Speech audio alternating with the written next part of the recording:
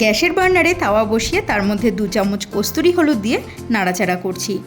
ততক্ষণ পর্যন্ত নাড়াচাড়া করেছি যতক্ষণ না হলুদের রঙটা চেঞ্জ হয়ে খয়েরি রঙের হয়ে আসে। হলুদের রঙটা পরিবর্তন হয়ে খয়েরি রঙের হয়ে এসেছে। এখন আমি গ্যাসের ফ্লেমটা বন্ধ করে দিলাম। এবার আমি ওর মধ্যে অ্যাড করছি একটা কফির প্যাকেট। আবারও খুব ভালো করে দুটো উপকরণকে একসাথে মিশিয়ে নিচ্ছি। এরপর ঠান্ডা করে নিয়ে একটা কৌটোতে ভরে স্টোর করে নিচ্ছি। এবার দেখো কিভাবে এটা ব্যবহার করছি। সবার প্রথমে হাতে হাফ চামচেরও কম এই হলুদের মিশ্রণটা নিয়েছি। এরপর এর মধ্যে নিচ্ছি পছন্দ মতো ফেস ওয়াশ। সব কিছুকে খুব ভালো করে মিশিয়ে নিয়ে তারপর পুরো মুখে এটাকে লেপে লেপে অ্যাপ্লাই করছি। পুজোর সময় তো দিনের বেলাতেও আমরা প্যান্ডেল হপিং করছি।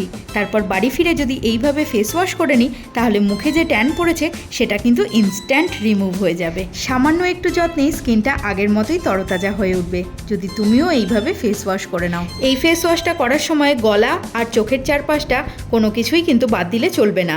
তারপর জল দিয়ে মুখটা ধুয়ে নিলেই দেখবে বাইরের ধুলো ময়লা সে তো আছেই, তার সাথে সাথে ট্যানও কতটা ইজিলি রিমুভ হয়ে গেছে। যারা আর একটু এক্সট্রা গ্লো পেতে চাও তারা বানিয়ে নাও এই ফেস মাস্ক। আর তার জন্য পোড়া হলুদের ওই মিশ্রণটার মধ্যে নিয়ে নাও মধু আর গোলাপ জল।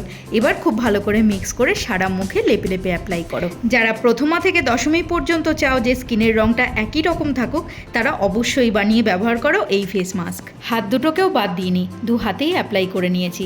তারপর ফ্রেশ করে স্নান। পুজোর কটা দিন দিনের বেলা অবশ্যই ব্যবহার করো এই রেমেডি দুটো।